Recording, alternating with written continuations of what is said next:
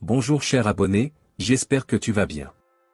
Depuis quelques semaines, nous parlons de la question de destinée sur cette chaîne afin de permettre à chacun de mieux se situer et mener les actions nécessaires pour une vie accomplie.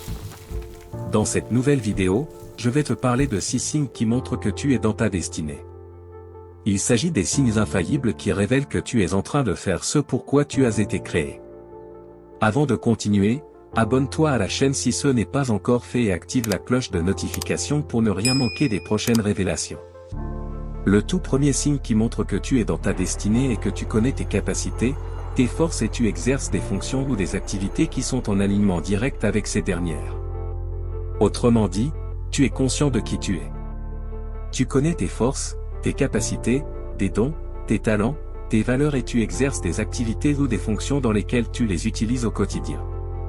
En réalité, à notre naissance, nous héritons de nos parents des gènes qui nous transmettent certains caractères. Cela nous rend uniques en notre genre et en notre nature. Il peut s'agir de notre taille, notre couleur de peau, notre forme ou notre capacité d'expression ou de mémorisation. Il peut s'agir également de notre aptitude à savoir faire facilement telle chose ou autre plus que les autres.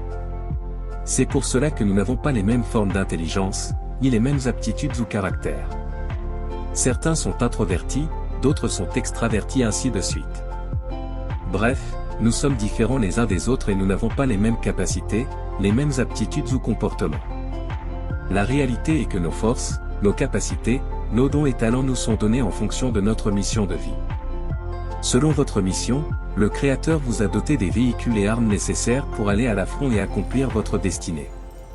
Si tu arrives alors à vite identifier tes forces et capacités dans la vie, tu sauras les aiguiser à temps et les utiliser au mieux pour avancer. Signe numéro 2, tu es passionné par ce que tu fais et tu ne vois pas le temps passer.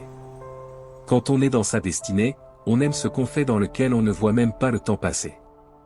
Si tu n'as pas de la passion pour le travail que tu fais actuellement, il est fort probable qu'une minute représente des heures pour toi alors que si tu es passionné par ce que tu fais, tu peux faire des heures là-dessus sans ressentir même la faim. Autrement dit, on ne voit pas le temps passer quand on fait ce pour quoi on est créé. Imagine que dans ton service ou le travail que tu fais actuellement, on met tout à ta disposition. De l'argent pour payer tes factures, tous les moyens à ta disposition pour vivre convenablement. Serais-tu toujours intéressé pour continuer de le faire très bien et avec passion? Si oui, tu es sur le chemin de ta destinée. Tiens bon et avance avec fierté. Si ce n'est pas encore le cas, ne te décourage pas, continue de chercher. Signe numéro 3, tu n'envies plus les autres. La nature humaine nous amène presque tous à développer des complexes vis-à-vis de quelqu'un qui a accompli quelque chose dans laquelle on a échoué. Cela peut nous amener à commencer par douter de nous-mêmes et aller jusqu'à envier l'autre qui est arrivé à faire ce qu'on n'a pas encore réussi. Pour celui qui connaît ses forces et capacités et qui sait que nous sommes différents les uns des autres, il ne se compare à personne. Il sait que chacun a ses capacités et sa mission. Donc, si tu atteins le niveau où tu n'envies plus les autres, où tu es content du succès des autres, tu es sur le chemin de ta destinée.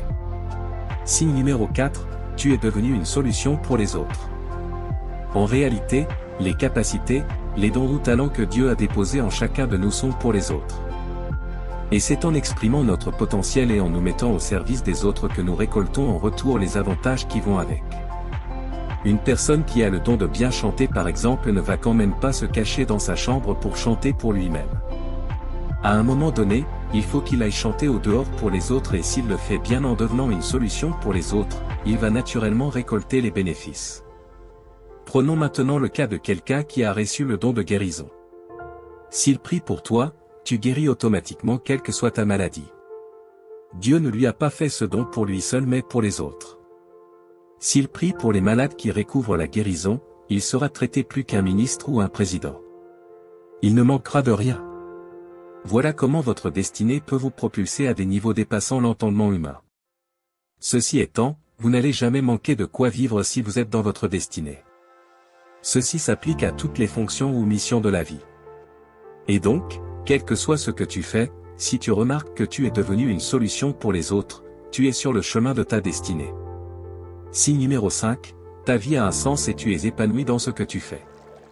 Vu que la destinée est comme un voyage d'un point A depuis notre naissance vers un point B pour l'accomplissement d'une mission qui est le plan de Dieu pour notre vie.